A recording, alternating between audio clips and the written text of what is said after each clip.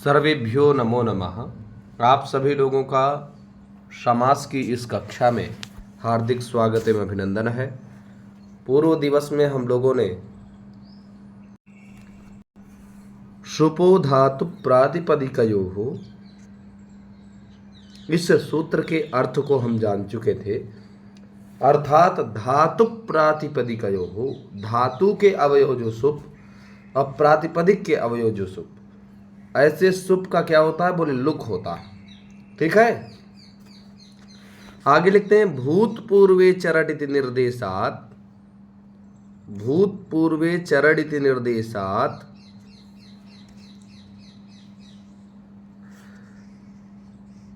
ये सूत्र है। इति निर्देशात भूत शब्दस्य पूर्व निपाता। ठीक है, इस स्थिति को हम बाद में समझते हैं। पहले भूतपूर्व इस प्रयोग की सिद्धि करना सीखते हैं। ये जो भूतपूर्व शब्द लिखा है यह किस प्रकार से बनता है, इस विषय में थोड़ा चर्चा कर लेते हैं। भूतपूर्व का अर्थ होता है जो पहले हुआ हो। इसका क्या मतलब हुआ, जो पहले हो चुका हो, ऐसे को हम कहेंगे भूतपूर्व। तो पूर्वम भूतः भूतपूर्वः, पूर्वम भूतः ये जो लिखा हुआ है ये तो पूरा समस्त पद है और इसका लौकिक विग्रह ये लिखा हुआ है। पूर्वम भूतः, पूर्वम पूर्व में जो हो चुका है उसको हम भूतपूर्व कहते हैं। ठीक, अब इस अवस्था में ये लौकिक विग्रह है। अब चूंकि पूर्वम में द्वितीया का श्रवण हो रहा है तो पूर्व अम, अभूतः यह प्रथमांत लग रहा है, इसलिए भूत सु। तो पूर्व अम भूत सु यह अलौकिक विग्रह होगा। कौन सा विग्रह होगा ये मित्रों? अलौकिक विग्रह होगा। अलौकिक विग्रह में पूर्व के बाद अम विभक्ति है और भूत के बाद सु विभक्ति है। लौकिक विग्रह में विभक्ति को जोड़कर प्रयोग किया जाता है। अलौकिक विग्रह में विभक्ति को अलग रखा जाता है। पूर्व अम भूत सु यह अलौकिक विग्रह में समास करने के लिए सूत्र प्रवर्तित होता है सह सुपा। कौन सा सूत्र प्रवर्तित होता है? सह सुपा, अर्थात सुबंत का समर्थ सुबंत के साथ समास होता है। तो सुबंत है पूर्व अम, इसके साथ सामर्थ्य रखने वाला समर्थ सुबंत है भूत सु। तो इस सूत्र से पूर्व अम भूत सु यहाँ पर समास हो गया, अर्थात यह पूरा समुदाय समास संज्ञा को प्राप्त हो गया। अर्थात समास संज्ञा इसकी हो गई, ये पूरा इसका नाम हो गया समास। समास करने के बाद पूर्व अम भूत सु इस समुदाय की कृतद्धित समासाश्च सूत्र से प्रातिपदिक संज्ञा हो गई। अर्थात पूर्व अम भूत सु यह पूरा समुदाय अभी समास था, अब समासत्वात् प्रातिपदिक कहलाएगा। इसके लिए इसमें लगे हुए प्रत्यय प्रातिपदिक के अवयव बन गए, क्योंकि प्रातिपदिक संज्ञा इसकी हो गई इस पूरे समुदाय की। पूर्व अम भूत सु की पूर्व अम भूत सु, इन दोनों की क्या हुई? एक समर्थ सुबंत ये है, दूसरा समर्थ सुबंत ये है, तो दो समर्थ सुबंत है यहां पर। ठीक, अब देखिए, तो इसका पहले नाम पड़ा पूरे का समास, फिर समास होने के कारण समासत्वात् प्रातिपदिक संज्ञा हो गई, तो इनका नाम हो गया प्रातिपदिक। अब ये पूरा हो गया प्रातिपदिक, और प्रातिपदिक इनका अवयव हो गया अम और सु आदि। ठीक, जैसे मान लीजिए कोई मानव है, मान लीजिए ये मानव है।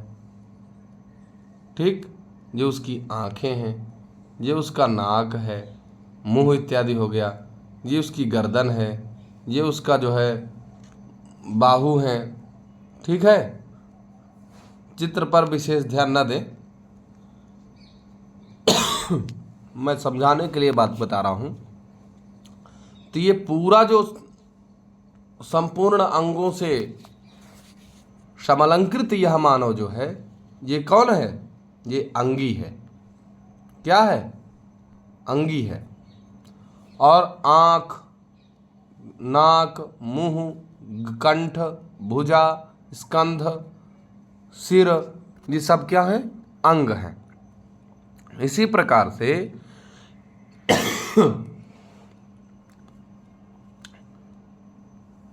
ये जो पूर्व अम्भूत सु है, ये क्या है? ये पूरा अवयवी है या अंगी है। और ये अम इत्यादि क्या है? अम इत्यादि इसके असु जो है ये अवयव है। तो ये प्रातिपदिक संज्ञा चूंकि हो गई तो प्रातिपदिक के अवयव दोनों बने कि नहीं? दोनों प्रातिपदिक के अवयव हो गए। तब सूत्र लगा सुपो धातु प्रातिपदिक अयो हो। धातु और प्रातिपदिक के अवयव जो सुप, तो प्रातिपदिक के अवयव सुप है, इनका हो जाएगा लोप। तो जब लोप हो जाए, लुक हो जाएगा। क्या हो जाएगा? लुक। तीन संज्ञाएं ऐसी होती हैं, लुक, स्लू, लुप। इनका तीनों का मतलब होता है लोप। क्या मतलब होता है? लोप। अब जब विभक्ति का लोप हो गया तो बचा पूर्वभूत। क्या बचा? पूर्वभूत। यह बन गया। अब सहसुपा यह समास विधायक सूत्र है। तो प्रथमानिर्दिष्टम समास उपसर्जनम सूत्र के अनुसार पूर्व शब्द के प्रथमानिर्दिष्ट होने के कारण इसकी उपसर्जन संज्ञा होकर के पूर्व प्रयोग होना चाहिए। लेकिन होता क्या है? कहते हैं भूतपूर्वे चरट। ये पाणिनि जी का सूत्र है, आप देख पा रहे होंगे, ये लिखा है भूतपूर्वे चरट इति सूत्र निर्देशात् वयं जानीमहे यद भूत शब्दस्यैव पूर्वनिपातः न तो पूर्व शब्दस्य। अर्थात भूतपूर्वे चरट इस सूत्र के निर्देश से भूत शब्द का पहले प्रयोग हुआ है, अतः भूतपूर्व यह हमको भी सिद्ध करना चाहिए। पूर्वभूत यद्यपि बन रहा था, लेकिन पाणिनि जी ने भूतपूर्वे चरट ऐसा प्रयोग लिखा, ऐसा सब अपने सूत्र में प्रयोग किया है। तो पाणिनि जी ने ही नियम बनाया है, तो क्या पाणिनि जी को विस्मृत हो गए होंगे ये नियम? तो पाणिनि जी का नियम सार्वत्रिक होता है, एक देशीय नहीं होता। इस दृष्टि से व्यापकता होने के कारण पाणिनि जी का इष्ट था यह, इसलिए पाणिनि जी ने भूतपूर्वे प्रयोग किया। तो हमें भी पूर्व शब्द का पूर्व निपात न करके भूत शब्द का पूर्व निपात कर लेना चाहिए। तो भैया भूतपूर्व बना। अब यह प्रातिपदिक संज्ञा आपको याद होगा, हमने किया था पूरे की पूर्व, अम और भूत, सु, इस पूरे समुदाय की संज्ञा हमने प्रातिपदिक संज्ञा की थी। अब ना इसमें अम है न सु है, तो अब इसको प्रातिपदिक कैसा माना जाए? तो एक न्याय है, एक देश विकृतम अनन्यवत। एक देश विकृतम अन्यवत न, अर्थात कहने का अभिप्राय यह है कि छिन्ने पुच्छे स्वस्वैव न चास्सो न च गर्दभः। ठीक है, यदि कुत्ते की पूंछ कट जाए तो कुत्ता कुत्ता ही रहता है, अन्यवत अर्थात घोड़ा गधा नहीं हो जाता। जैसे मान लीजिए कोई व्यक्ति विशेष है, आँख कान नाक गले से संपूर्ण अंग प्रत्यंग उसके सुचारू रूप से परमात्मा ने उसको प्रदान किए। अब बाई चांस उसका हाथ कट जाए और उसका नाम देवदत्त हो, तो क्या हम उसको देवदत्त नहीं कहेंगे? लौकिक व्यवहार से आप इसको घटाएं। तो देखिए, हाथ यद्यपि उसका कट गया है, लेकिन है तो देवदत्त ना। अब वो यज्ञदत्त थोड़ी ना बन जाएगा। तो उसी प्रकार से प्रातिपदिक संज्ञा तो इसकी हुई थी, एक देश विकृत हो गया अर्थात अम और सु चले भी गए तो भी जो है यह प्रातिपदिक तो है ही। तो प्रातिपदिकत्व तो इस प्रकार से बना रहता है और प्रातिपदिक मान करके पुनः साधुत्वार्थक एक वचन का प्रयोग हो जाता है, अर्थात एक वचन में सुविभक्ति आती है, सु को रुत्व विसर्ग हो करके भूतपूर्वः यह प्रयोग सिद्ध होता है। पुनः वार्तिककार निर्देश करते हैं इवेन समासो विभक्त्यलोपश्च, अर्थात इवेन सह समासो, इव के साथ समास होता है और विभक्त्यलोपश्च, यहां पर भी कहते समर्थ शब्द का इव शब्द के साथ समास होता है और विभक्ति का लोप भी नहीं होता है। ठीक है, उदाहरण इसमें जो है जीमूतस्येव दिया है और लघु सिद्धांत कौमुदी में वागर्थाविव दिया है। हम लोग दोनों प्रयोगों को बढ़िया अच्छे से समझ लेते हैं। जीमूतस्येव अर्थात जीमूत माने बादल। कालिदास जी ने अपने मेघदूतम में जीमूत शब्द का प्रयोग किया है। जीमूतेन स्वकुशलमयीम हारयिष्यन् प्रवृत्तिम। तो जीमूत मतलब होता है बादल। क्या होता है? जीमूत मतलब बादल।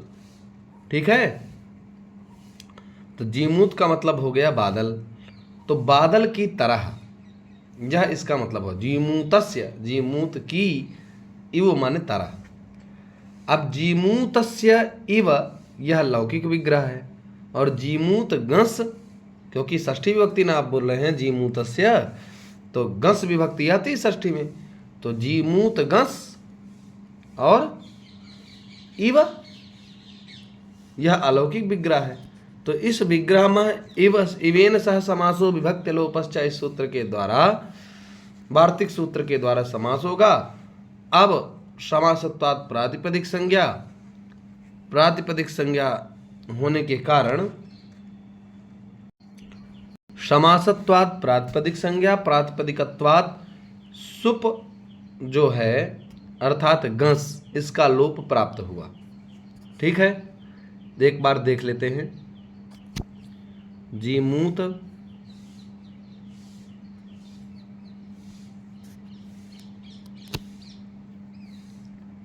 जीमूत गंस, ठीक है, ये विभक्ति आती है षष्ठी में, जीमूत गंस और इव। अब यहाँ पर ये गंस जो विभक्ति है, क्योंकि इसकी प्रातिपदिक संज्ञा हो गई पूरे समुदाय की, तो प्रातिपदिक संज्ञा होने के कारण इसका अवयव हुआ ये गंस, तो इसका लोप प्राप्त हुआ।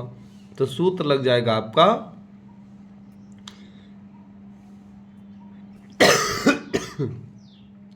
इवेन सह समासो विभक्त्यलोपश्चा, अर्थात यदि इव के साथ समास होता है तो विभक्तियों का लोप नहीं होता है।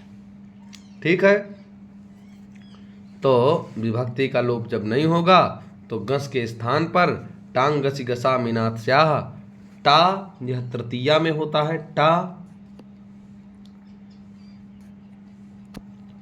टा ये जो है गस टांग गसी गस,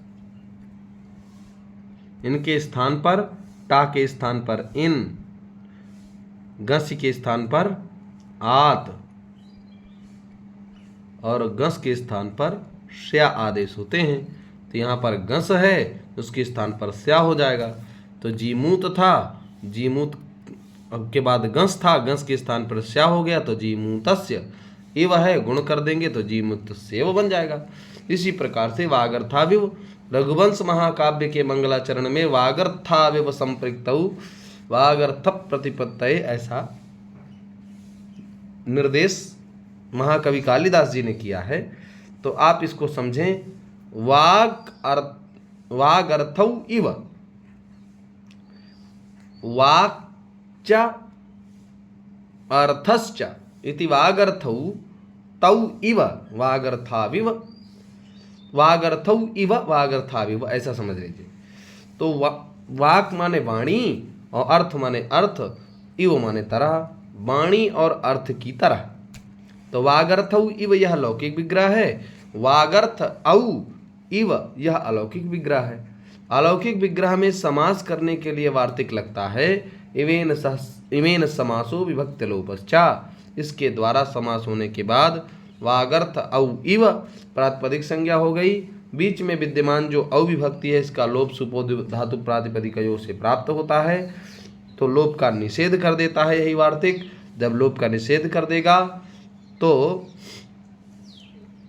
वागर्थ औ इव यह स्थिति रही, तो औ है, औ को जो है आव आदेश हो जाएगा, अचपर में है इव, औ है वागर्थ औ इव। अब देखिए औ है, औ को आव आदेश होता है यदि अच पर में हो। क्या पर में हो?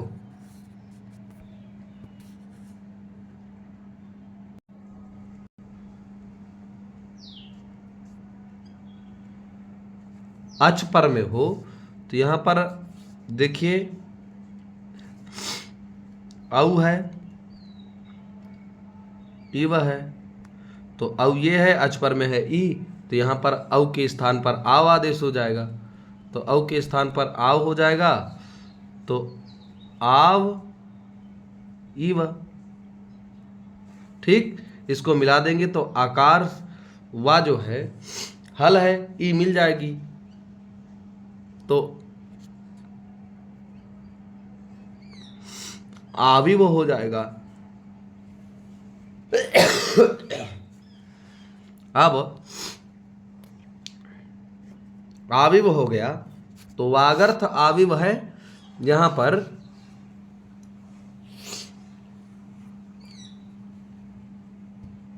सवर्ण दीर्घ कर देंगे तो वागर्थ आविव बन जाएगा। अब समास करते समय 5-6 बिंदुओं को विशेष ध्यान देना चाहिए, आप लोग ध्यान पूर्वक श्रवण करें। समास हमेशा परस्पर साकांक्ष पदों में ही होता है। ठीक है, समास में लौकिक और अलौकिक दो प्रकार के विग्रह होते हैं। अलौकिक विग्रह में ही समास विधायक सूत्र है, इवेन सह समासो विभक्ति लोपस्य। समास करने के लिए किसी सूत्र या वार्तिक की प्रवृत्ति होती है। समास के करने के बाद संपूर्ण समुदाय की कृताधित समास से इस सूत्र के द्वारा प्रातिपदिक संज्ञा होती है। प्रातिपदिक के बाद अलौकिक विग्रह के दोनों पदों की विभक्तियों का सुपो धातु प्रातिपदिक से लुक हो जाता है। समास के बाद दो शब्दों में किसी का पूर्व निपात अर्थात पूर्व में प्रयोग हो, यह निर्णय किया जाता है। ठीक है, और यह निर्णय जब हो जाएगा तो आगे के प्रकरणों में क्रम से उपसर्जन संज्ञा का पूर्व निपात करना चाहिए, ऐसा निर्देश आपको प्राप्त होगा। तो इस प्रकार से इन बिंदुओं पर विशेष ध्यान देना चाहिए। अब आगे से हम लोग अव्ययी भावः इस सूत्र के शुभारंभ से अव्ययी भाव समास किन किन अर्थों में होता है, ये सारी चर्चा अग्रिम कक्षा में करेंगे। पुनः आप सभी लोगों का हार्दिक स्वागत, अभिनंदन, वंदन, धन्यवाद, नमस्कार।